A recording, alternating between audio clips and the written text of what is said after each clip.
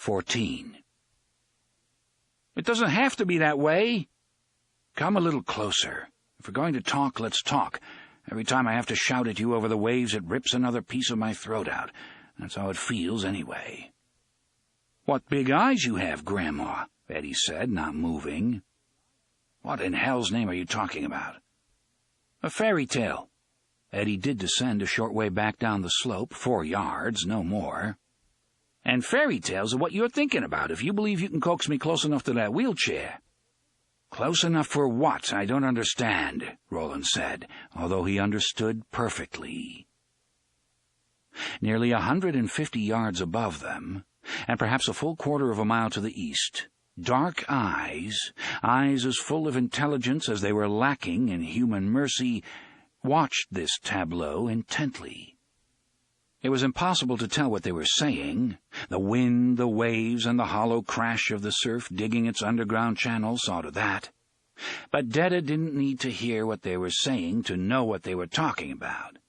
She didn't need a telescope to see that the really bad man was now also the really sick man, and maybe the really bad man was willing to spend a few days or even a few weeks torturing a legless Negro woman. The way things looked around here, entertainment was mighty hard to come by. But she thought the really sick man only wanted one thing, and that was to get his white bread ass out of here. Just use that magic doorway to haul the fucker out. But before, he hadn't been hauling no ass. Before, he hadn't been hauling nothing. Before, the really bad man hadn't been nowhere but inside her own head. She still didn't like to think of how that had been, how it had felt, how easily he had overridden all her clawing efforts to push him out, away, to take control of herself again. That had been awful, terrible. And what made it worse was her lack of understanding. What exactly was the real source of her terror? That it wasn't the invasion itself was frightening enough. She knew she might understand if she examined herself more closely, but she didn't want to do that. Such examination might lead her to a place like the one sailors had feared in the ancient days, a place which was no more or less than the edge of the world, a place the cartographers had marked with the legend, "Here there be sarpents." The hideous thing about the really bad man's invasion had been the sense of familiarity that came with it, as if this amazing thing had happened before, not once, but many times. But, frightened or not, she had denied panic. She had observed even as she fought, and she remembered looking into that door when the gunslinger used her hands to pivot the wheelchair toward it. She remembered seeing the body of the really bad man lying on the sand, with Eddie crouched above it, a knife in his hand. Would that Eddie had plunged that knife into the really bad man's throat. Better than a pig slaughtering, better by a country mile. He hadn't, but she had seen the really bad man's body. It had been breathing, but body was the right word just the same. It had only been a worthless thing, like a cast-off toe sack which some idiot had stuffed full of weeds or corn shucks. Detta's mind might have been as ugly as a rat's ass, but it was even quicker and sharper than Eddie's. Really bad man there used to be full of piss and vinegar, not no mo'. He know I'm up here and don't want to do nothing but get away before I come down and kill his ass. His little buddy, though, he still be pretty strong, and he ain't had his fill of hurting on me just yet. Want to come up here and hunt me down no matter how that really bad man be, sure. He be thinking one black bitch without legs no match for a big old swinging dick like me. I don't want to run. I want to be hunting that black quiff down. I'll give her a poke or two, then we can go like you want. That what he be thinking. And that be all right. That be just fine, gray meat. You think you can take that a walker? You just come on up here in these drawers and give her a try. You gonna find out when you fucking with me, you fucking with the best, honey bunch. You gonna find out. But she was jerked from the rat run of her thoughts by a sound that came to her clearly, in spite of the surf and wind, the heavy crack of a pistol shot.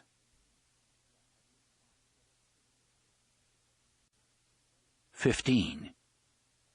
I think you want to stand better than you let on, Eddie said. A whole hell of a lot better. You'd like for me to get in grabbing distance, that's what I think. He jerked his head toward the door without taking his eyes from Roland's face.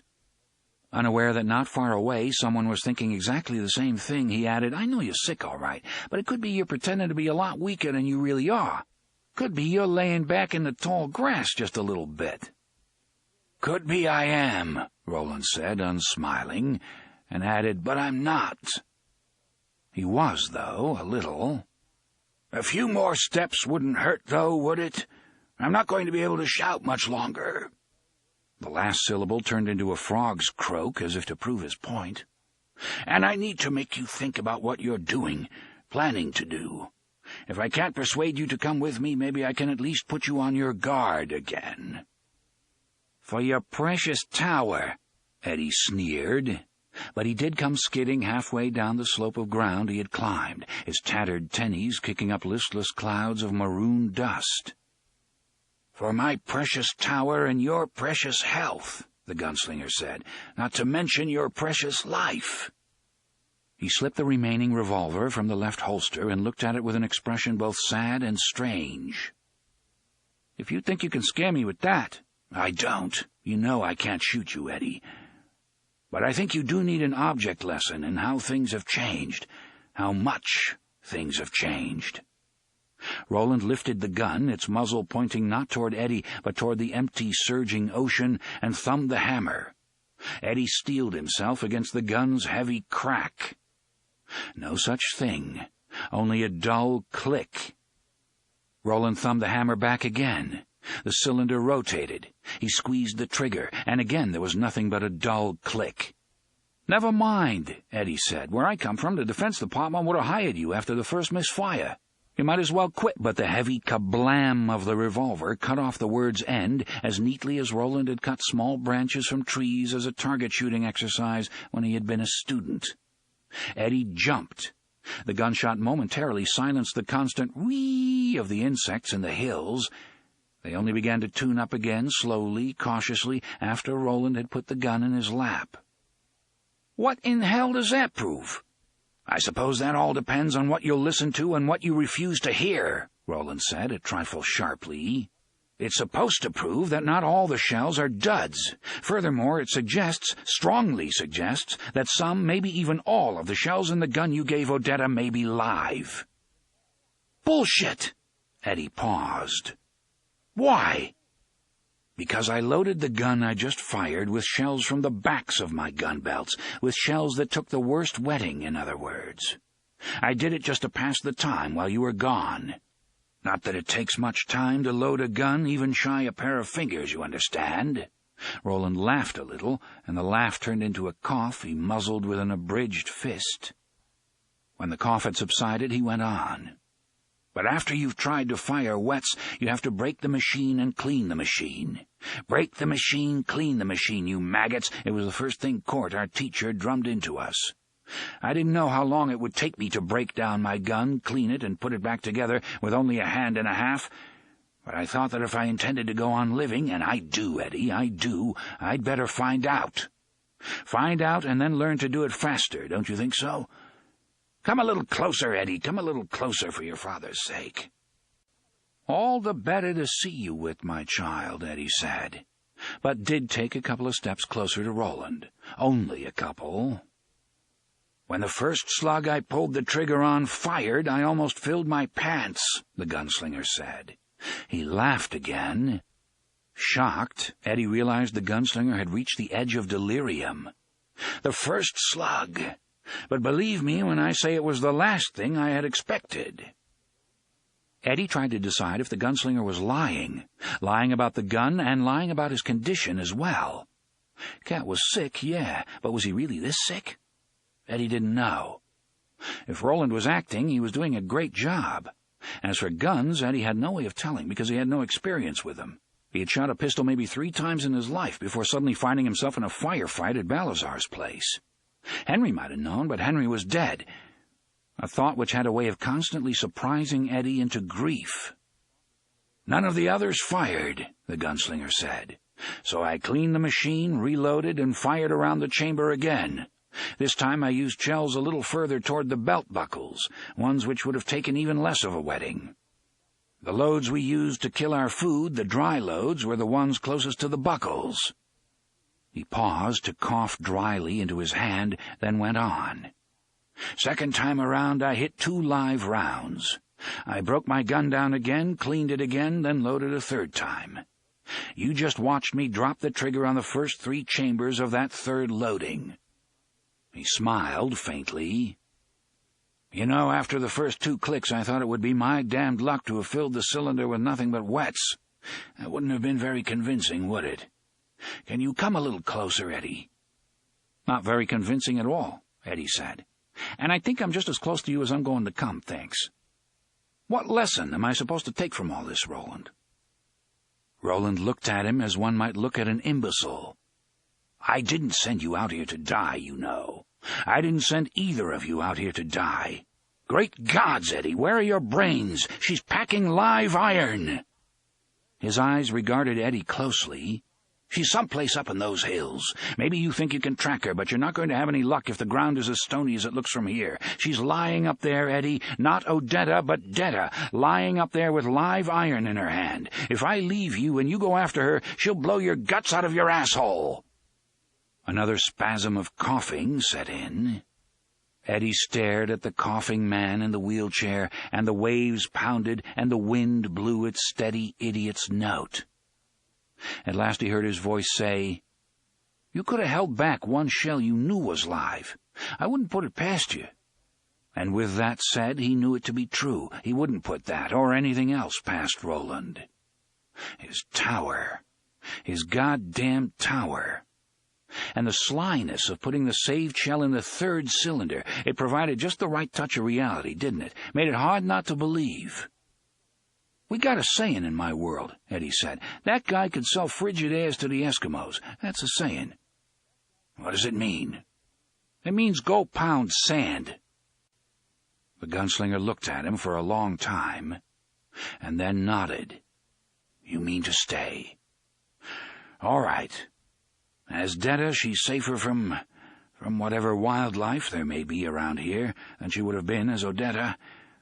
And you'd be safer away from her, at least for the time being, but I can see how it is. I don't like it, but I've no time to argue with a fool." "Does that mean," Eddie asked politely, "that no one ever tried to argue with you about this dark tower you're so set on getting to?"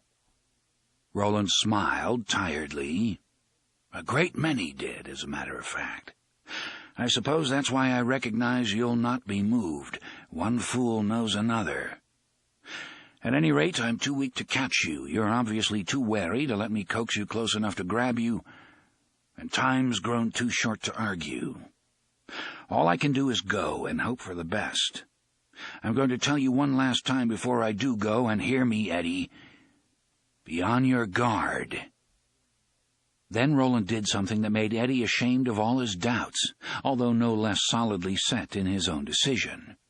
He flicked open the cylinder of the revolver with a practiced flick of his wrist, dumped all the loads, and replaced them with fresh loads from the loops closest to the buckles. He snapped the cylinder back into place with another flick of his wrist. "No time to clean the machine now," he said. "But 'twon't matter, I reckon. Now catch. And catch clean. Don't dirty the machine any more than it is already. There aren't many machines left in my world that work anymore." He threw the gun across the space between them. In his anxiety, Eddie almost did drop it. Then he had it safely tucked into his waistband. The gunslinger got out of the wheelchair, almost fell when it slid backward under his pushing hands, then tottered to the door. He grasped its knob.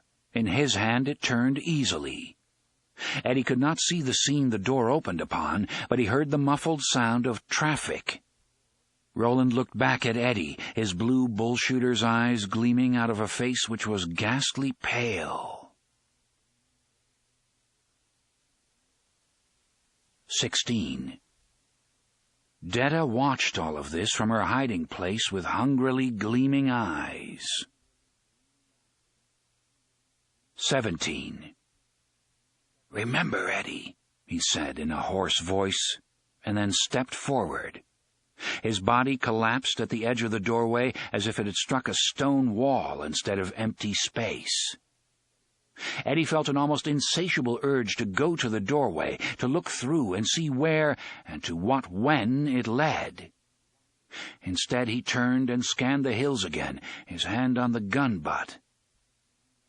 "I'm going to tell you one last time." Suddenly, scanning the empty brown hills, Eddie was scared. Be on your guard. Nothing up there was moving.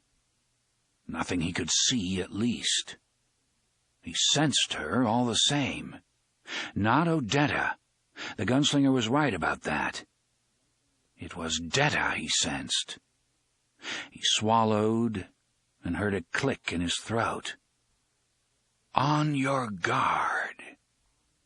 Yes, but never in his life had he felt such a deadly need for sleep.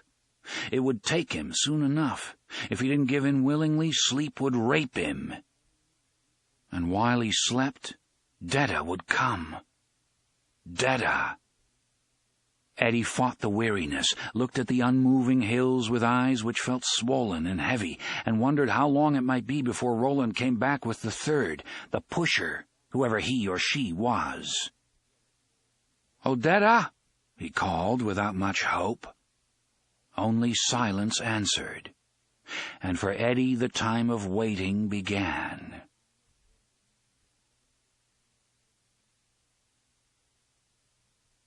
The Pusher. Chapter 1. Bitter Medicine. 1. When the gunslinger entered Eddie had experienced a moment of nausea, and he had a sense of being watched. This Roland hadn't felt, Eddie had told him later. He'd had, in other words, some vague sense of the gunslinger's presence. With Detta, Roland had been forced to come forward immediately, like it or not. She hadn't just sensed him. In a queer way, it seemed that she had been waiting for him or another, more frequent visitor. Either way, she had been totally aware of his presence from the first moment he had been in her. Jack Mort didn't feel a thing.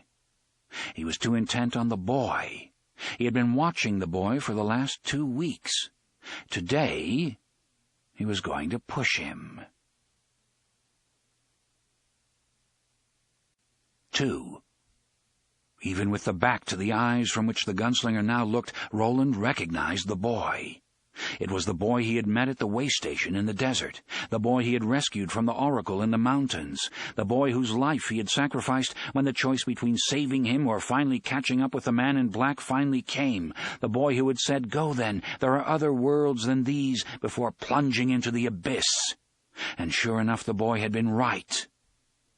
The boy was Jake.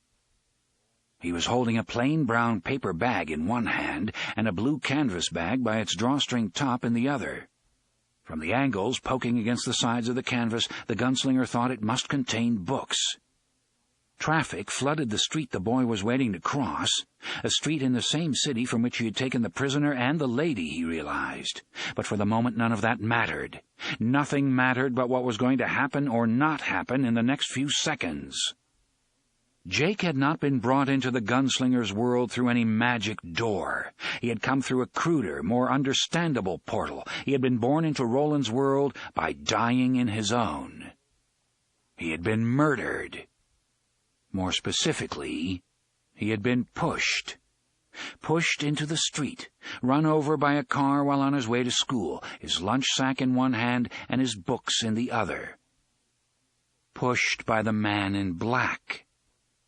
He's going to do it. He's going to do it right now. That's to be my punishment for murdering him in my world, to see him murdered in this one before I can stop it. But the rejection of brutish destiny had been the gunslinger's work all his life. It had been his ka, if you pleased. And so he came forward, without even thinking, acting with reflexes so deep they had nearly become instincts. And as he did, a thought both horrible and ironic flashed into his mind. What if the body he had entered was itself that of the man in black? What if, as he rushed forward to save the boy, he saw his own hands reach out and push? What if this sense of control was only an illusion, and Walter's final, gleeful joke that Roland himself should murder the boy? 3. For one single moment, Jack Mort lost the thin, strong arrow of his concentration. On the edge of leaping forward and shoving the kid into the traffic, he felt something which his mind mistranslated, just as the body may refer pain from one part of itself to another. When the gunslinger came forward, Jack thought some sort of bug had landed on the back of his neck. Not a wasp or a bee, nothing that actually stung, but something that bit and itched. Mosquito, maybe. It was on this that he blamed his lapse in concentration at the crucial moment. He slapped at it and returned to the boy. He thought all this happened in a bare wink. Actually, 7 seconds passed. He sensed neither the gunslinger's swift advance nor his equally swift retreat, and none of the people around him, going-to-work people, most from the subway station on the next block, their faces still puffy with sleep, their half-dreaming eyes turned inward, noticed Jack's eyes turn from their usual deep blue to a lighter blue behind the prim gold-rimmed glasses he wore. No one noticed those eyes darken to their normal cobalt color either, but when it happened and he refocused on the boy, he saw with frustrated fury as sharp as a thorn that his chance was gone. The light had changed. He watched the boy crossing with the rest of the sheep, and then Jack turned himself back the way he had come and began shoving himself upstream against the tidal flow of pedestrians. "Hey, mister, watch out!" some curd-faced teenaged girl he barely saw.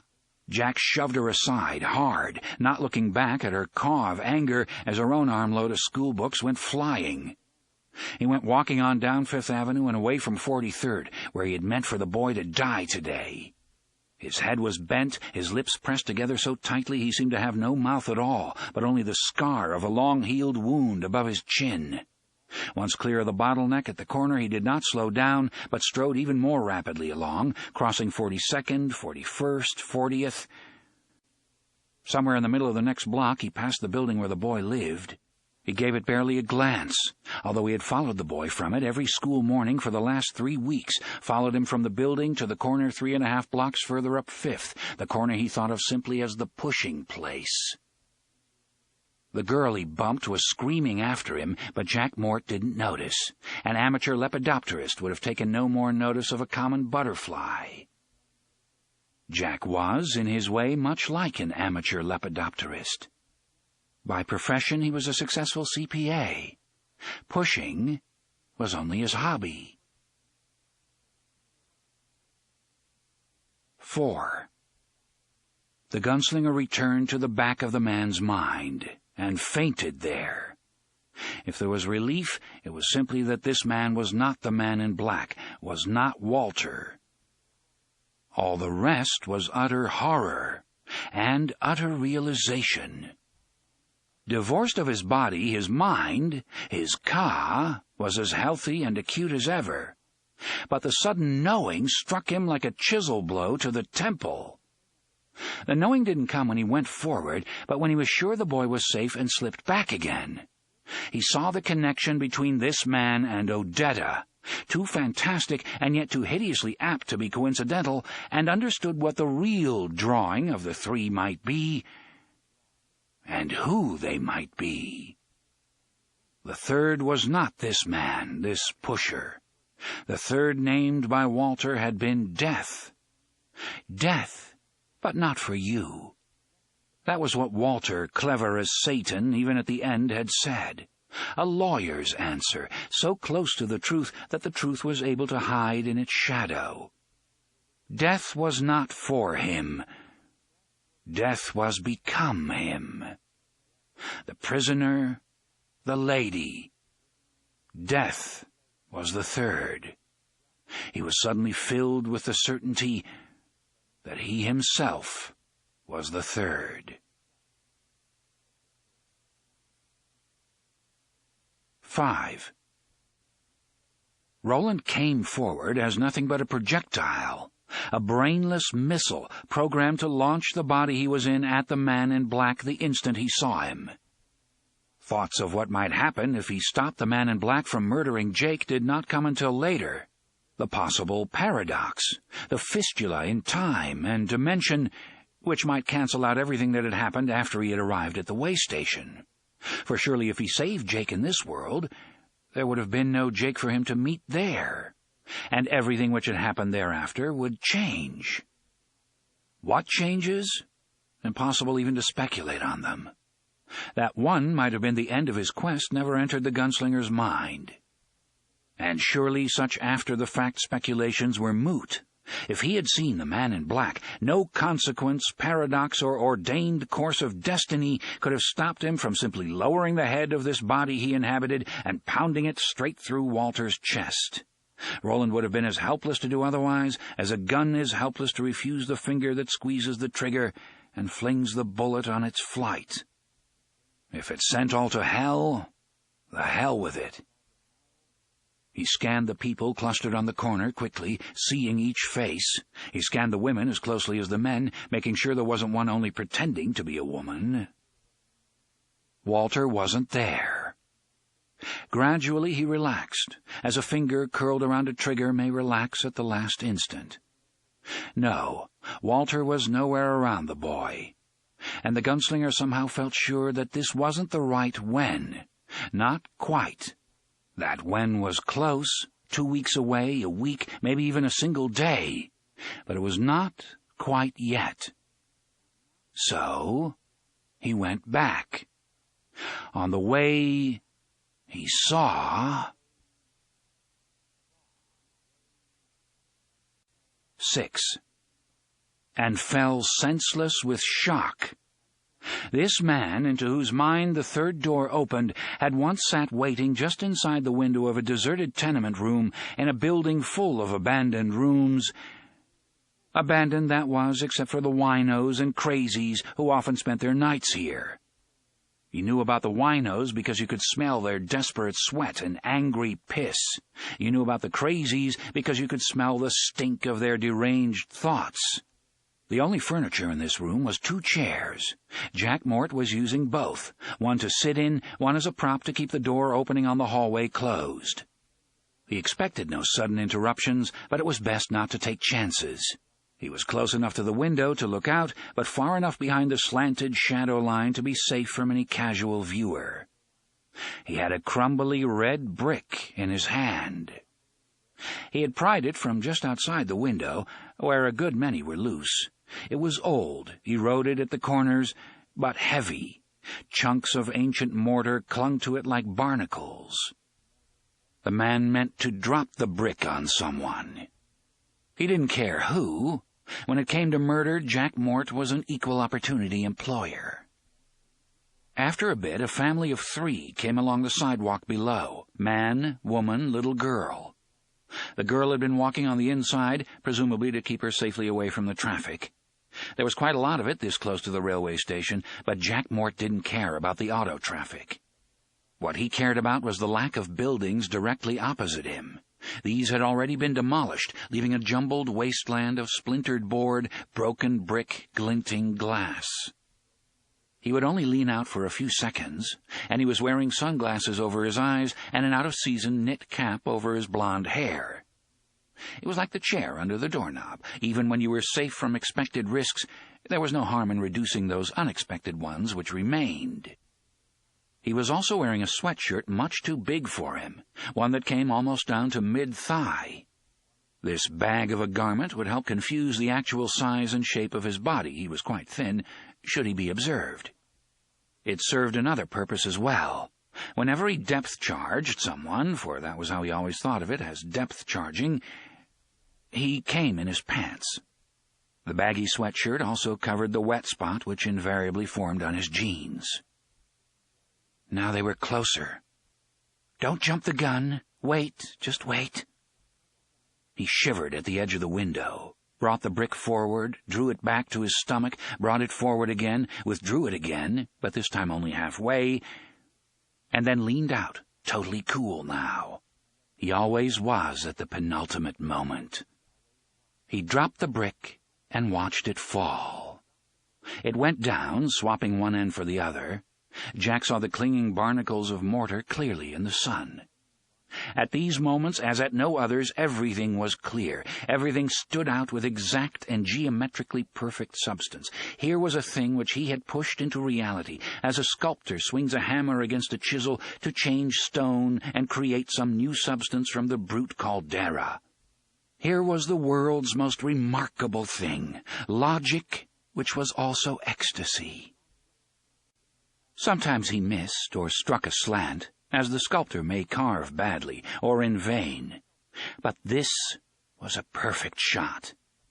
The brick struck the girl in the bright gingham dress squarely on the head. He saw blood, it was brighter than the brick, but would eventually dry to the same maroon color, splash up. He heard the start of the mother's scream. Then he was moving. Jack crossed the room and threw the chair, which had been under the knob, into a far corner. He'd kicked the other, the one he'd sat in while waiting, aside as he crossed the room. He yanked up the sweatshirt and pulled a bandana from his back pocket. He used it to turn the knob. No fingerprints allowed. Only don't be's left fingerprints. He stuffed the bandana into his back pocket again, even as the door was swinging open. As he walked down the hall, he assumed a faintly drunken gait. He didn't look around. Looking around was also only for don't-be's. Do-be's knew that trying to see if someone was noticing you was a sure way to accomplish just that. Looking around was the sort of thing a witness might remember after an accident. Then some smart-ass cop might decide it was a suspicious accident, and there would be an investigation, all because of one nervous glance around. Jack didn't believe anyone could connect him with the crime, even if someone decided the accident was suspicious and there was an investigation, but take only acceptable risks, minimize those which remain. In other words, always prop a chair under the doorknob. So he walked down the powdery corridor where patches of lathing showed through the plastered walls. He walked with his head down, mumbling to himself like the vags you saw on the street. He could still hear the woman, the mother of the little girl, he supposed, screaming, but that sound was coming from the front of the building. It was faint and unimportant. All of the things which happened after, the cries, the confusion, the wails of the wounded, if the wounded were still capable of wailing, were not things which mattered to Jack. What mattered was the thing which pushed change into the ordinary course of things and sculpted new lines in the flow of lives, and perhaps the destinies not only of those struck, but of a widening circle around them, like ripples from a stone tossed into a still pond. Who was to say that he had not sculpted the cosmos today, or might not at some future time? God! No wonder he creamed his jeans. He met no one as he went down the 2 flights of stairs, but he kept up the act, swaying a little as he went, but never reeling. A swayer would not be remembered. An ostentatious reeler might be. He muttered, but didn't actually say anything a person might understand. Not acting at all would be better than hamming it up. He let himself out the broken rear door into an alley filled with refuse and broken bottles which twinkled galaxies of sun-stars. He had planned his escape in advance, as he planned everything in advance, take only acceptable risks, minimize those which remain, be a doobie in all things. Such planning was why he had been marked by his colleagues as a man who would go far, and he did intend to go far, but one of the places he did not intend to go was to jail or the electric chair.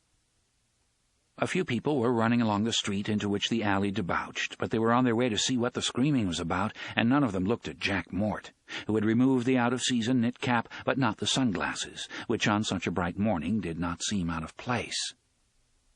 He turned into another alley, came out on another street. Now he sauntered down an alley not so filthy as the first 2, almost in fact a lane. This fed into another street, and a block up there was a bus stop. Less than a minute after he got there, a bus arrived, which was also a part of the schedule. Jack entered when the doors accordioned open and dropped his 15 cents into the slot of the coin receptacle. The driver did not so much as glance at him. That was good, but even if he had, he would have seen nothing but a nondescript man in jeans, a man who might be out of work.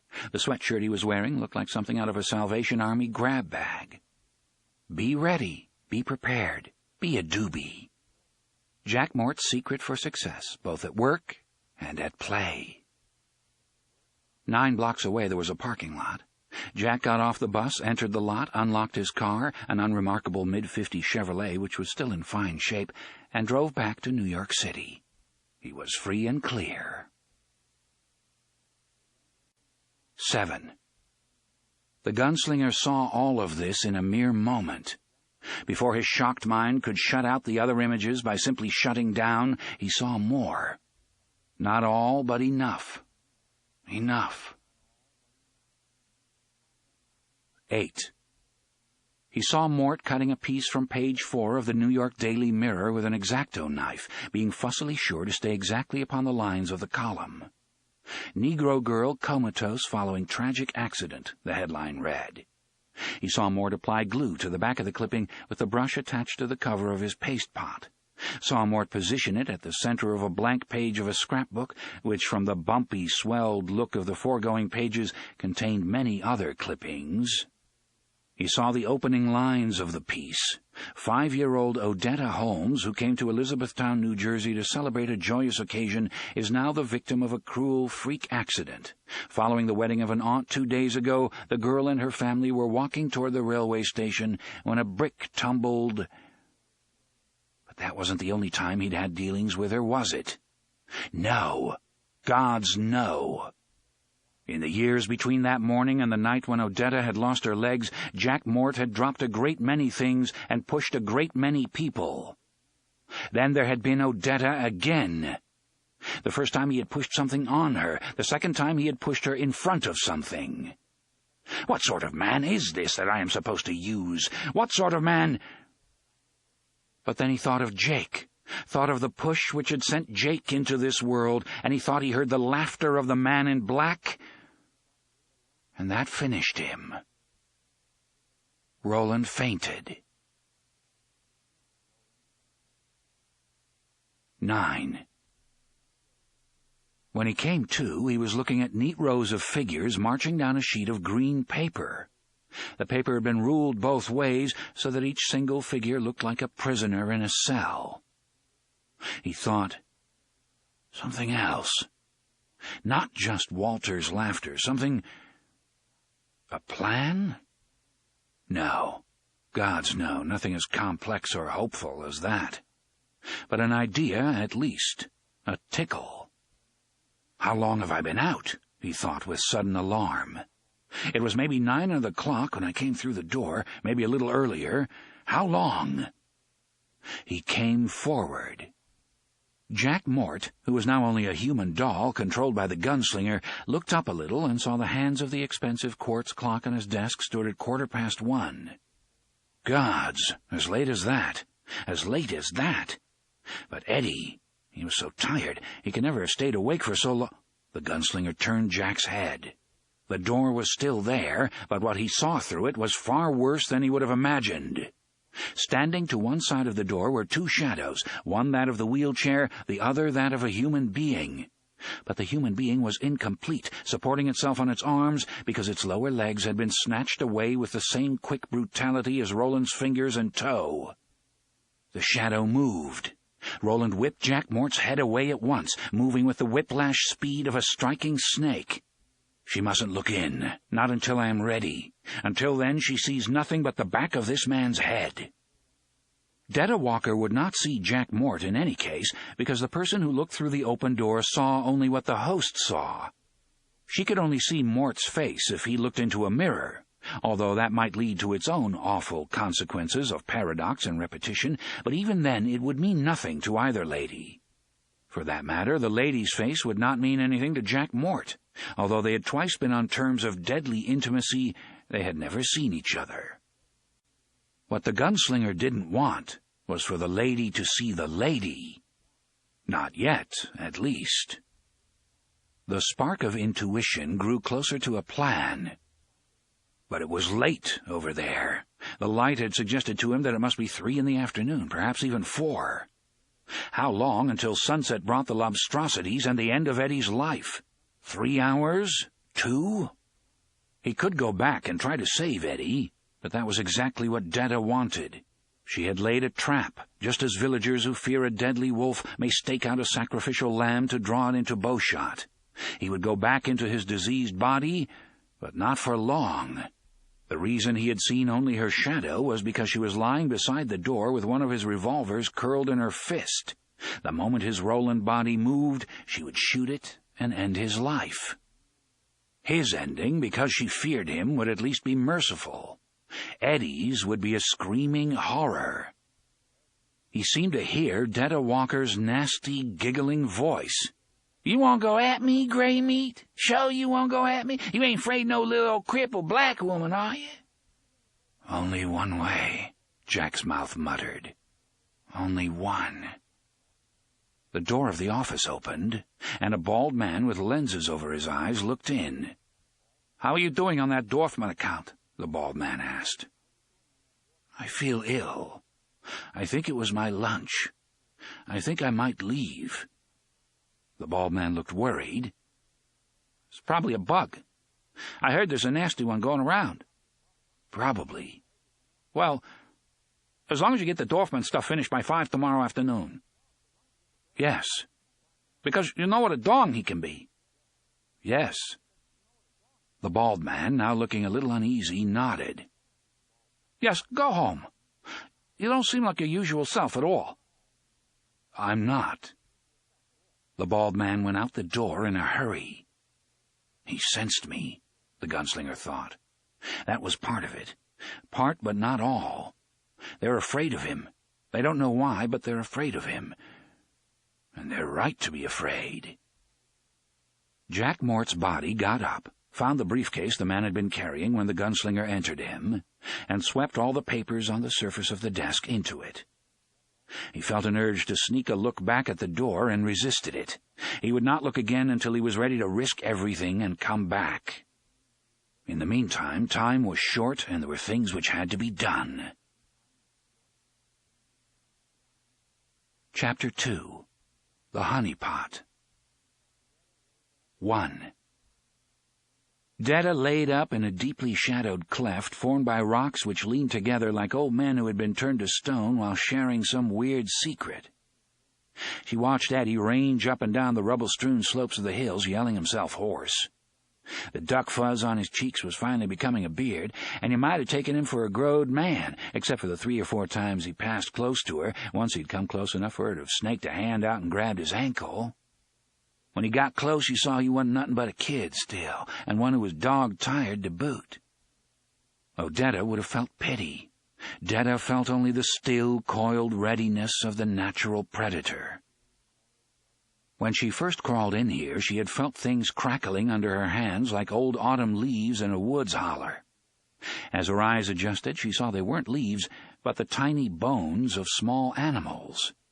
Some predator, long gone, if these ancient yellow bones told the truth, had once denned here, something like a weasel or a ferret. It had perhaps gone out at night, following its nose further up into the drawers to where the trees and undergrowth were thicker, following its nose to prey. It had killed, eaten, and brought the remains back here to snack on the following day as it laid up, waiting for night to bring the time of hunting on again. Now there was a bigger predator here, and at first Detta thought she'd do pretty much what the previous tenant had done. Wait until Eddie fell asleep, as he was almost certain to do, then kill him and drag his body up here.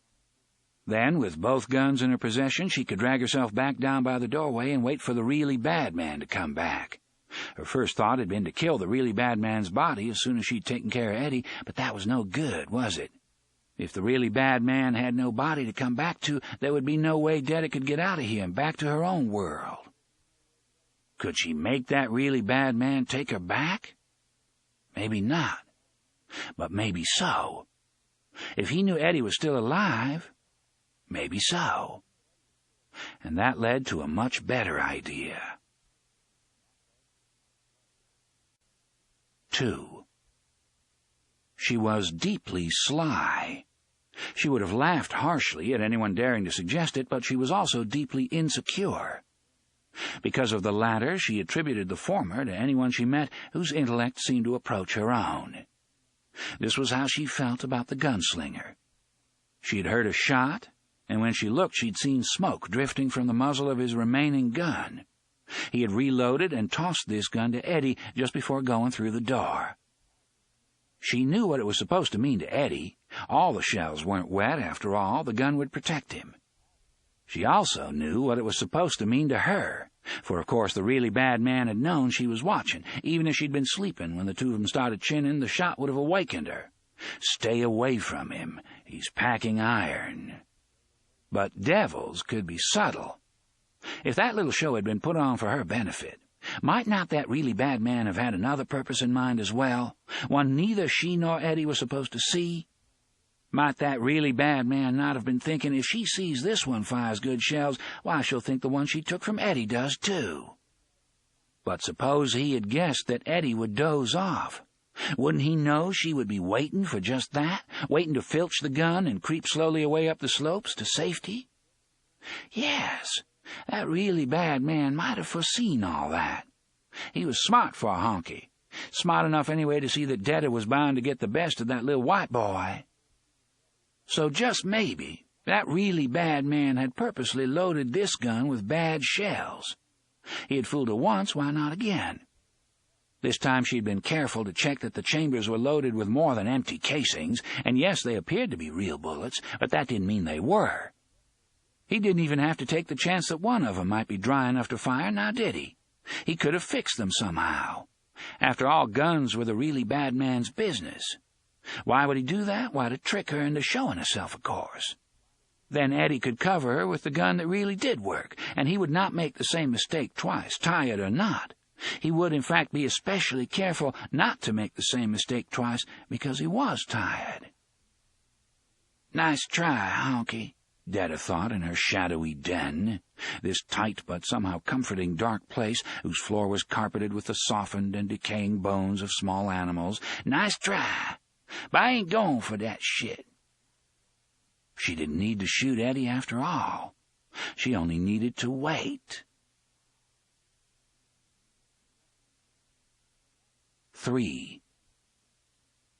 Her one fear was that the gunslinger would return before Eddie fell asleep, but he was still gone. The limp body at the base of the door did not stir. Maybe he was having some kind of trouble getting the medicine he needed. Some other kind of trouble, for all she knew. Men like him seemed to find trouble easy as a bitch in heat finds a randy hound.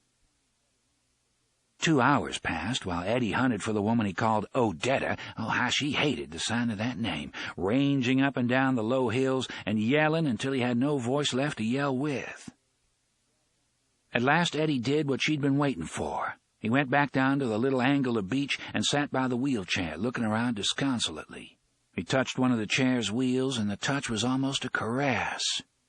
Then his hand dropped away, and he fetched him a deep sigh. This sight brought a steely ache to Detta's throat. Pain bolted across her head from one side to the other like summer lightning, and she seemed to hear a voice calling or demanding. "No, you don't," she thought, having no idea who she was thinking about or speaking to. "No, you don't, not this time, not now. Not now, maybe not ever again." That bolt of pain ripped through her head again, and she curled her hands into fists. Her face made its own fist, twisting itself into a sneer of concentration, an expression remarkable and arresting in its mixture of ugliness and almost beatific determination. That bolt of pain did not come again. Neither did the voice, which sometimes seemed to speak through such pains. She waited. Eddie propped his chin on his fists, propping his head up. Soon it began to droop anyway, the fists sliding up his cheeks. Detta waited, black eyes gleaming. Eddie's head jerked up. He struggled to his feet, walked down to the water, and splashed his face with it. "That's right, white boy. Crying shame there ain't any no-dos in this world, or you be taking that too, ain't that right?" Eddie sat down in the wheelchair this time, but evidently found that just a little too comfortable. So after a long look through the open door, "What you seeing in there, white boy? Dad'd give a $20 bill to know that." He plopped his ass down on the sand again, propped his head with his hands again. Soon his head began to slip down again. This time there was no stopping it. His chin lay on his chest, and even over the surf she could hear him snoring. Pretty soon he fell over on his side and curled up. She was surprised, disgusted, and frightened to feel a sudden stab of pity for the white boy down there. He looked like nothing so much as a little squirt who had tried to stay up until midnight on New Year's Eve and lost the race. Then she remembered the way he and the really bad man had tried to get her to eat poisoned food and teased her with their own, always snatching away at the last second, at least until they got scared she might die. If they were scared you might die, why'd they try to get you to eat poison in the first place? The question scared her, the way that momentary feeling of pity had scared her. She wasn't used to questioning herself, and furthermore, the questioning voice in her mind didn't seem like her voice at all. Wasn't meaning to kill me with that poison food, just wanted to make me sick, sat there and laughed while I puked and moaned, I expect. She waited 20 minutes, and then started down toward the beach, pulling herself with her hands and strong arms, weaving like a snake, eyes never leaving Eddie.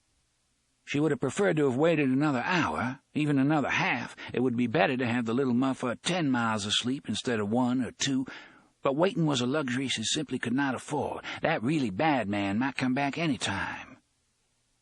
As she drew near the place where Eddie lay, he was still snoring, sounded like a buzz saw in a sawmill about to go tits up. She picked up a chunk of rock that was satisfyingly smooth on one side and satisfyingly jagged on the other. She closed her palm over the smooth side and continued her snake crawl to where he lay, the flat sheen of murder in her eyes. 4. What Detta planned to do was brutally simple. Smash Eddie with the jagged side of the rock until he was as dead as the rock itself. Then she'd take the gun and wait for Roland to come back. When his body sat up, she would give him a choice. Take her back to her world or refuse and be killed. "You gonna be quits with me either way, Toots," she would say, "and with your boyfriend, Dad, ain't nothing more you can do like you said you wanted to." If the gun the really bad man had given Eddie didn't work, it was possible. She'd never met a man she hated and feared as much as Roland, and she put no depth of slyness past him. She would do him just the same. She would do him with the rock or with her bare hands. He was sick and shy 2 fingers to boot. She could take him. But as she approached Eddie, a disquieting thought came to her. It was another question, and again it seemed to be another voice that asked it. What if he knows? What if he knows what you did the second you kill Eddie? He ain't gonna know nothing. He'd be too busy getting his medicine, getting himself laid, too, for all I know. The alien voice did not respond, but the seed of doubt had been planted. She had heard them talking when they thought she was asleep. The really bad man needed to do something. She didn't know what it was. Had something to do with a tower, was all Detta knew. Could be the really bad man thought this tower was full of gold or jewels or something like that. He said he needed her and Eddie and some other one to get there, and Detta guessed maybe he did. Why else would these doors be here? If it was magic and she killed Eddie, he might know. If she killed his way to the tower, she thought she might be killing the only thing Gray Meat Muffa was living for. And if he knew he had nothing to live for, Muffa might do anything, because the Muffa wouldn't give a bug turd for nothing no more. The idea of what might happen if the really bad man came back like that made Detta shiver. But if she couldn't kill Eddie, what was she going to do? She could take the gun while Eddie was asleep, but when the really bad man came back, could she handle both of them? She just didn't know. Her eyes touched on the wheelchair, started to move away, then moved back again, fast. There was a deep pocket in the leather backrest. Poking out of this was a curl of the rope they'd used to tie her into the chair. Looking at it, she understood how she could do everything. Detta changed course and began to crawl toward the gunslinger's inert body. She meant to take what she needed from the knapsack he called his purse, then get the rope fast as she could. But for a moment she was held frozen by the door. Like Eddie, she interpreted what she was seeing in terms of the movies. Only this looked more like some TV crime show. The setting was a drugstore. She was seeing a druggist who looked scared silly, and Detta didn't blame him. There was a gun pointing straight into the druggist's face. The druggist was saying something, but his voice was distant, distorted, as if heard through sound baffles. She couldn't tell what it was. She couldn't see who was holding the gun, either, but then she didn't really need to see the stick-up man, did she? She knew who it was, sure. It was the really bad man. Might not look like him over there, might look like some tubby little sack of shit, might even look like a brother, but inside it'd be him, sure. Didn't take him long to find another gun, did it? I bet it never does. You get moving, Detta Walker. She opened Roland's purse, and the faint nostalgic aroma of tobacco, long hoarded but now long gone, drifted out. In one way it was very much like a lady's purse, filled with what looked like so much random rick-rack at first glance. But a closer look showed you the traveling gear of a man prepared for almost any contingency. She had an idea the really bad man had been on the road to his tower a good long time. If that was so, just the amount of stuff still left in here, poor as some of it was, was cause for amazement. "You get moving, Dada Walker." She got what she needed and worked her silent, snake-like way back to the wheelchair. When she got there, she propped herself on one arm and pulled the rope out of the pocket like a fisherwoman reeling in line. She glanced over at Eddie every now and then just to make sure he was asleep. He never stirred until Dada threw the noose around his neck and pulled it taut. 5. He was dragged backward, at first thinking he was still asleep, and this was some horrible nightmare of being buried alive or perhaps smothered. Then he felt the pain of the noose sinking into his throat, felt warm spit running down his chin as he gagged. This was no dream. He clawed at the rope and tried for his feet. She yanked him hard with her strong arms. Eddie fell on his back with a thud. His face was turning purple. "Quit on it," Dada hissed from behind him. "I ain't gonna kill you if you quit on it, but if you don't, I'm gonna choke you dead." Eddie lowered his hands and tried to be still. The running slipknot Odetta had tossed over his neck loosened enough for him to draw a thin, burning breath. All you could say for it was that it was better than not breathing at all. When the panicked beating of his heart had slowed a little, he tried to look around. The noose immediately drew tight again. "Never mind, you just go on and take in that ocean view, Gray Meat. That's all you want to be looking at right now." He looked back at the ocean, and the knot loosened enough to allow him those miserly, burning breaths again. His left hand crept surreptitiously down to the waistband of his pants, but she saw the movement, and although he didn't know it, she was grinning. There was nothing there. She had taken the gun. "She crept up on you while you were asleep, Eddie." It was the gunslinger's voice, of course. "It doesn't do any good to say I told you so now, but I told you so. This is what romance gets you, a noose around your neck and a crazy woman with 2 guns somewhere behind you." "But if she was going to kill me, she already would have done it. She would have done it while I was asleep." "And what is it you think she's going to do, Eddie? Hand you an all-expenses-paid trip for 2 to Disney World?" "Listen," he said. "Odetta." The word was barely out of his mouth before the noose pulled savagely tight again. "You don't want to be calling me that. Next time you be calling me that be the last time you be calling anyone anything. My name's Dada Walker, and if you want to keep drawing breath into your lungs, you little piece of whitewashed shit, you better remember it." Eddie made choking, gagging noises and clawed at the noose. Big black spots of nothing began to explode in front of his eyes, like evil flowers. At last the choking band around his throat eased again. "Got that, honky?" "Yes," he said, but it was only a hoarse choke of sound. "Then say it. Say my name." "Dada." "Say my whole name." Dangerous hysteria wavered in her voice, and at that moment Eddie was glad he couldn't see her. "Dada Walker." "Good." The noose eased a little more. "Now you listen to me, white bread, and you do it good if you want to live till sundown. You don't want to be trying to be cute like I seen you just trying to snake down and get that gun I took off on you while you was asleep. You don't want it 'cause Dada, she got the sight. See what you gonna try before you try it, show. You don't want to try nothing cute 'cause I ain't got no legs either. I have learned to do a lot of things since I lost them, and now I got both of that honky muffa's guns, and that ought to go for something. You think so?" "Yeah," Eddie croaked. "I'm not feeling cute." "Well, good. That's real good." She cackled. "I've been one busy bitch while you've been sleeping. Got this business all figured out. Here's what I want you to do, white bread. Put your hands behind you and feel around till you find a loop just like the one I got round your neck. There'll be 3 of them. I've been braiding while you've been sleeping, lazy bones." She cackled again. "When you feel that loop, you gonna put your wrists right one against the other and slip 'em through it. Then you gonna feel my hand pulling that running knot tight, and when you feel that, you gonna say, 'This my chance to turn it around on this here nigger bitch, right here while she ain't got her good hold on that jerk rope.' But," here Dada's voice became muffled as well as a southern darky caricature, "you better take a look around before you go doing anything rash." Eddie did. Dada looked more witch-like than ever, a dirty, matted thing that would have struck fear into hearts much stouter than his own. The dress she had been wearing in Macy's when the gunslinger snatched her was now filthy and torn. She'd used the knife she had taken from the gunslinger's purse, the one he and Roland had used to cut the masking tape away, to slash her dress in 2 other places, creating makeshift holsters just above the swell of her hips. The worn butts of the gunslinger's revolvers protruded from them. Her voice was muffled because the end of the rope was clenched in her teeth. A freshly cut end protruded from one side of her grin. The rest of the line, the part which led to the noose around his neck, protruded from the other side.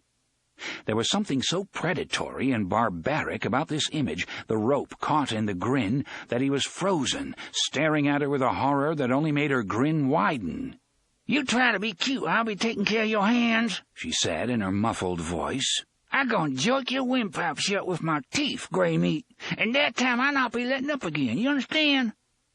He didn't trust himself to speak. He only nodded. "Good. Maybe you'll be living a little bit longer after all." "If I don't," Eddie croaked, "you're never going to have the pleasure of shoplifting in Macy's again, Detta. Because he'll know, and then it'll be everybody out of the pool." "Hush up," Detta said, almost crooned. "You just hush up. Leave the thinking to the folks that can do it. All you got to do is be feeling around for that next loot." 6. "I've been braiding while you've been sleeping," she had said, and with disgust and mounting alarm, Eddie discovered she meant exactly what she said. The rope had become a series of 3 running slip knots. The first she had noosed around his neck as he slept. The second secured his hands behind his back. Then she pushed him roughly over on his side and told him to bring his feet up until his heels touched his butt. He saw where this was leading and balked. She pulled one of Roland's revolvers from the slit in her dress, cocked it, and pressed the muzzle against Eddie's temple. "You do it or I do it, gray meat," she said in that crooning voice. "Only if I do it, you gonna be dead when I do. I just kick some sand over the brains that squirted out the other side of your head, cover the hole with your hair. He think you be sleeping." She cackled again.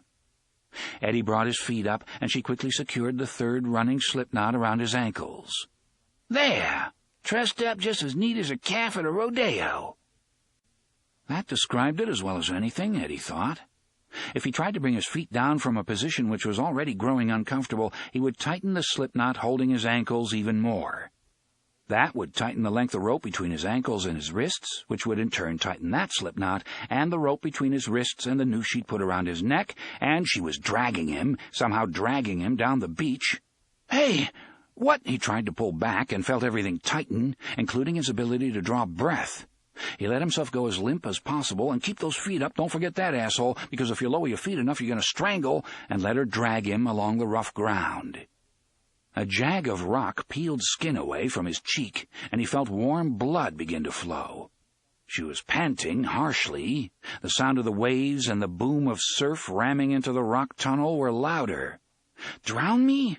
Sweet Christ, is that what she means to do?" No, of course not. He thought he knew what she meant to do, even before his face plowed through the twisted kelp which marked the high tide line, dead, salt-stinking stuff as cold as the fingers of drowned sailors. He remembered Henry saying once, sometimes they'd shoot one of our guys, an American, I mean.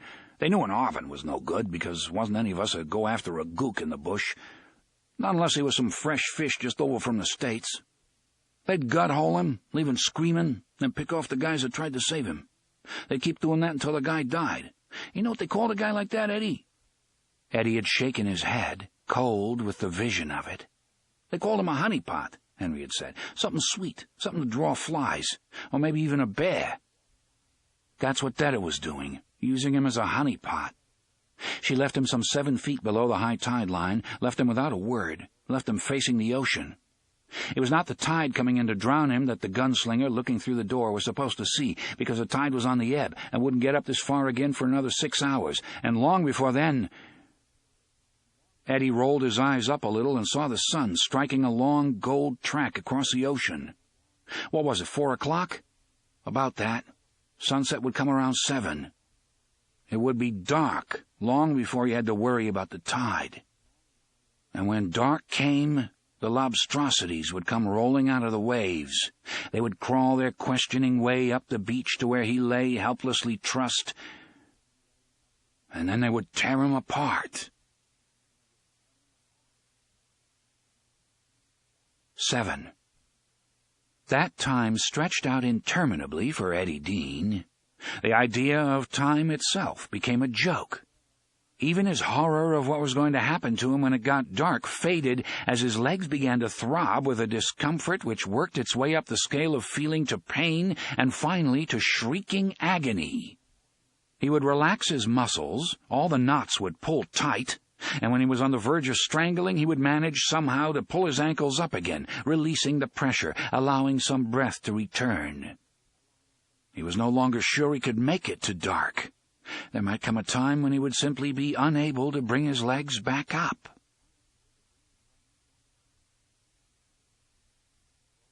Chapter 3. Roland Takes His Medicine.